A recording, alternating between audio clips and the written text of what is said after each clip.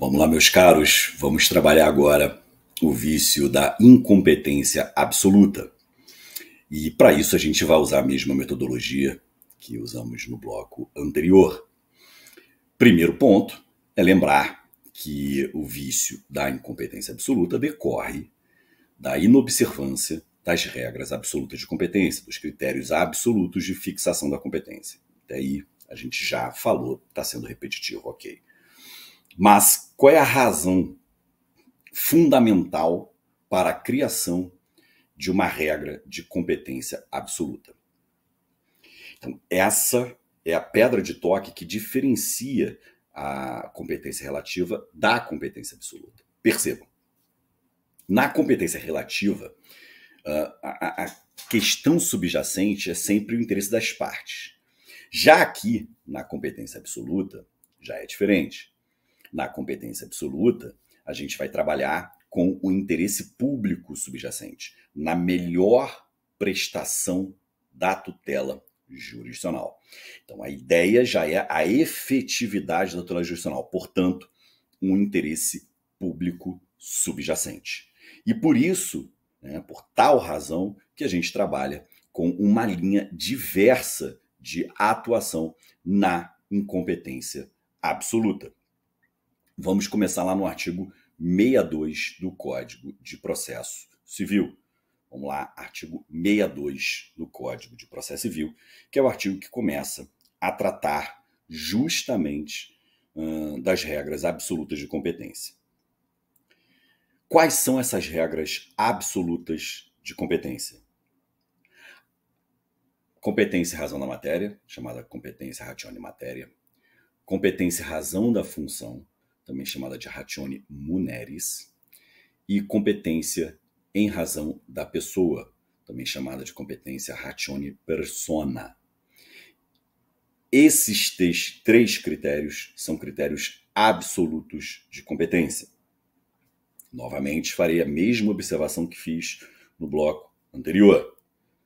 No âmbito do critério relativo de competência, existem hipóteses que, mesmo sendo um critério territorial ou mesmo sendo um critério em razão do valor, é possível verificar uma regra absoluta de competência, como acontece no critério territorial funcional ou critério territorial absoluto, como queiram, processo coletivo, fórum rei, cita.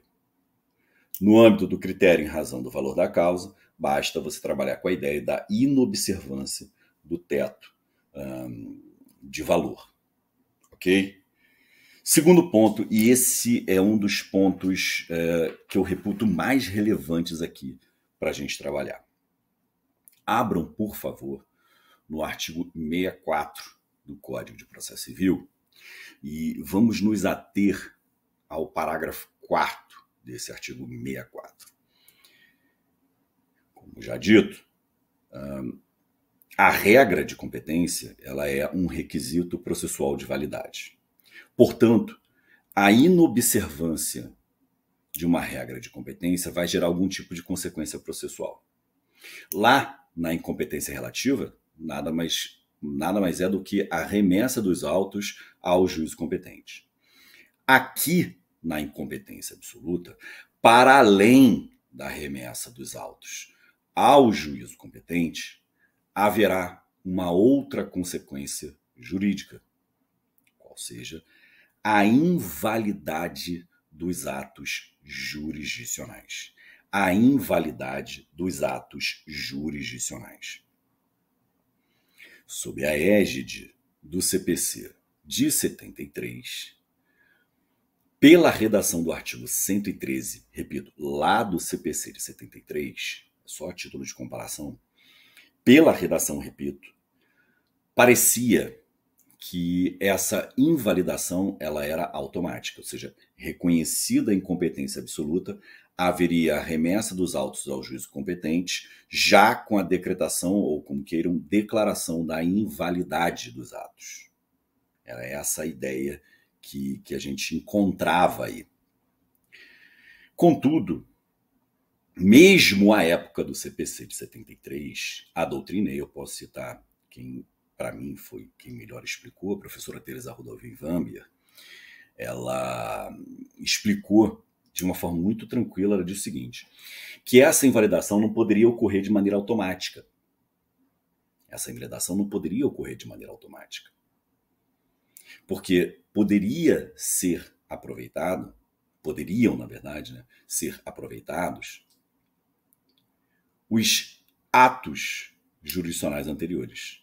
Ou seja, aplicar-se-ia o princípio do juízo aparente, ou da competência aparente, ou, como alguns querem, da translatio iudice. Então, teoria do juízo aparente ou da competência aparente, ou a translatio iudice. Com o advento do Código de Processo Civil de 2015, a translatio iudice, né, esse aproveitamento, essa teoria do juízo aparente ou da competência aparente, já veio formalizada na própria redação do Código de Processo Civil. Basta você olhar o artigo 64, parágrafo 4º, como anteriormente mencionado. Está lá no artigo 64, parágrafo 4º. Percebam, senhores, que ao verificar a redação do artigo 64, parágrafo 4º, não resta dúvidas de que será possível aproveitar os atos decisórios anteriores. Então, o que eu quero que vocês tenham em mente aqui, quero que vocês dividam essa análise sob dois aspectos. Primeiro aspecto, qual é o alcance da invalidação dos atos em decorrência do reconhecimento da incompetência absoluta? Então, vamos a esse primeiro ponto. Qual é o alcance do reconhecimento da invalidade dos atos processuais em decorrência do reconhecimento da incompetência absoluta? Vejamos. Se nos ativermos à literalidade do Código de Processo Civil, é fácil concluir. Só vou trabalhar com os atos jurisdicionais decisórios. Nós só vamos trabalhar com os atos jurisdicionais decisórios. Portanto, os atos postulatórios e os atos instrutórios ou probatórios manter-se-ão rígidos. Ok? Pois bem. Olha por que isso aqui é importante, hein? Esse ponto ele tem essa importância pelo seguinte: a partir do momento que você entende que essa incompetência absoluta só vai atingir os atos decisórios, vejam, haverá necessidade dos sujeitos processuais ratificarem os seus atos postulatórios? Resposta segura: não. Nada obstante, pode o juiz abrir essa oportunidade sem problema nenhum. Por exemplo, foi declarada a incompetência absoluta do juízo estadual sob argumentos de que a competência era do juízo federal. Não há vedação para que o juízo federal, ao receber esse feito, abra vista ao Ministério Público Federal para que ele ratifique os atos do MP estadual. Zero problema. Ok? Mas essa invalidação não atinge esses atos postulatórios. Esse que é meu ponto. Então, essa primeira temática que a gente trabalhou. Vamos à segunda temática. O que vem a ser essa translatio iudice? Então, vamos lá. Há um juízo que reconhece a incompetência absoluta e remete o feito para um outro juízo. Enquanto ocorre essa remessa, os atos jurisdicionais decisórios manter-se-ão rígidos, gerando seus regulares efeitos, para evitar com isso um vácuo decisório. Ok? Agora, ao chegar ao juízo agora competente, então, ao chegar a esse juízo agora competente, ele terá a oportunidade processual para ratificar ou não esses atos decisórios. Então, ele terá a oportunidade para ratificar ou não os atos decisórios. Tranquilo? Isso que se chama de translatio iudice. Fechado até aqui? Pois bem. Outro ponto que é importante para a gente trabalhar dentro da incompetência absoluta Está lá no artigo 65 do Código de Processo Civil. Artigo 65 do Código de Processo Civil. A incompetência absoluta, ela é improrrogável. Ela é improrrogável. Em outros termos, não incide sobre o tema o Instituto da Preclusão. Não incide sobre o tema o Instituto da Preclusão. Até porque a incompetência absoluta é uma matéria de ordem pública. Então, façamos o silogismo. Se a incompetência absoluta é uma matéria de ordem pública, não incide preclusão, implica afirmar que esse vício pode ser arguido em qualquer tempo ou grau de jurisdição. Então, esse vício pode ser arguido, alegado em qualquer tempo ou grau de jurisdição. Nada obstante, existem instrumentos que podem ter como fundamento, né, a utilização de alguns instrumentos pode ter como fundamento justamente o vício da incompetência absoluta. Exemplos. Preliminar de contestação.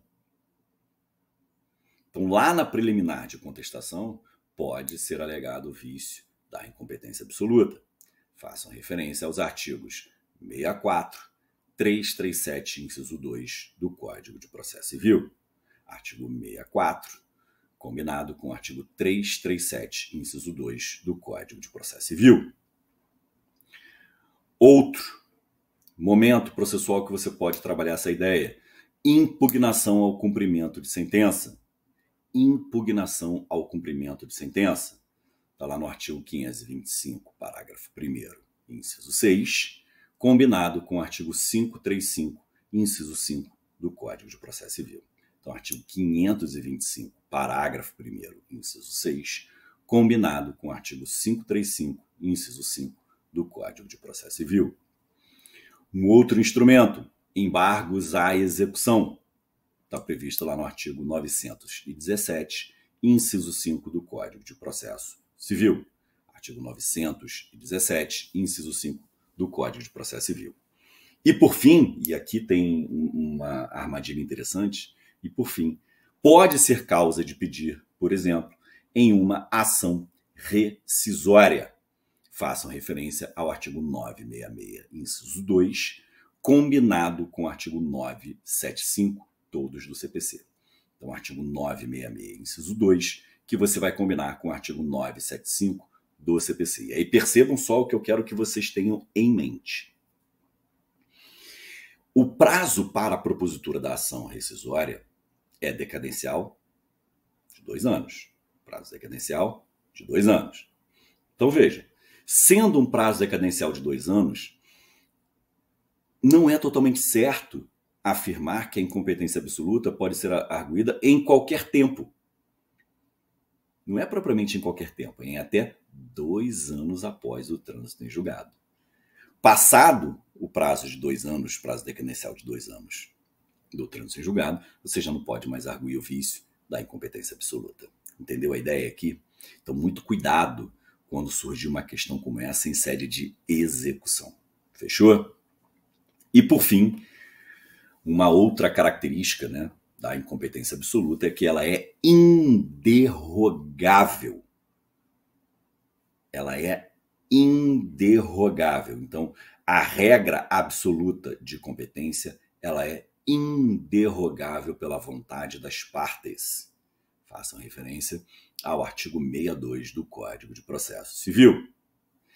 E não só ela é inderrogável pela vontade das partes, então, portanto, não posso falar em foro de eleição, negócio jurídico-processual, a inércia da parte não impede o reconhecimento ex officio, até porque é uma matéria de ordem pública, então não impede o reconhecimento ex officio, mas também é inderrogável pela conexão e continência. Também vai ser inderrogável, ou seja, não pode ser modificado, pela conexão e continência. Até porque conexão e continência são institutos que geram a modificação da competência relativa. Tranquilo, meus queridos? Então ficamos por aqui. No próximo bloco a gente continua.